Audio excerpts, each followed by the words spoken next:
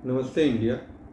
सत सत नमन है डॉक्टर एम.एस. स्वामीनाथन को, जिन्होंने हमारे देश के कृषि व्यवस्था में बहुत बड़ा परिवर्तन लाया और हमें आत्मनिर्भर बनाया।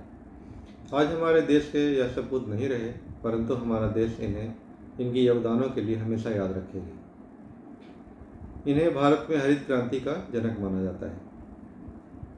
1954 में भारत वापस आने के बाद इन्होंने भारत में फसल की उत्पादकता बढ़ाने के लिए बहुत काम किया।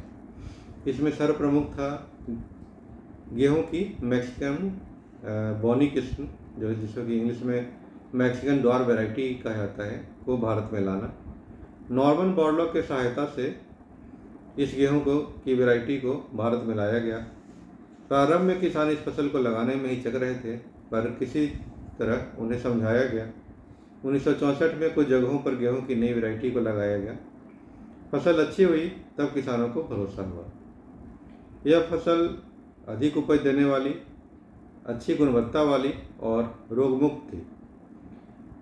यह हरित क्रांति का ही योगदान था कि भारत सरकार ने 1971 में भारत को खाद्य उत्पादन में आत्मनिर्भर घोषित कर दिया। आज़ादी के पहले से ही हम लोग खाद्यान्न आयात कर रहे थे और देश में कुछ और भी अकाल आए, जिसमें पता चला कि हमारे देश की स्थिति खाद्यान्न उत्पादन में बहुत ही खराब है और काफ़ी लोगों को ढंग से खाना नहीं मिल पा रहा था। कुछ कंट्री से, यूएसए वगैरह से हम लोग खाद्यान्न आयात कर रहे थे। एक ऐसा देश जिसकी कि 70 से 80% आबादी गाँव में रहती है, खाद्यान्न कृषि उपज में लगी हुई है, और उसके बावजूद हम लोग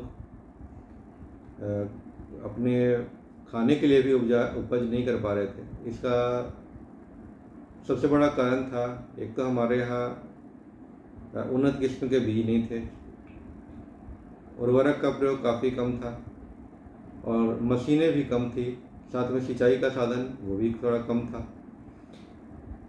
1965 में हरित क्रांति जो लाया गया, वो पंजाब और हरियाणा, ये दोनों राज्यों को मुख्य रूप से उसमें रखा गया।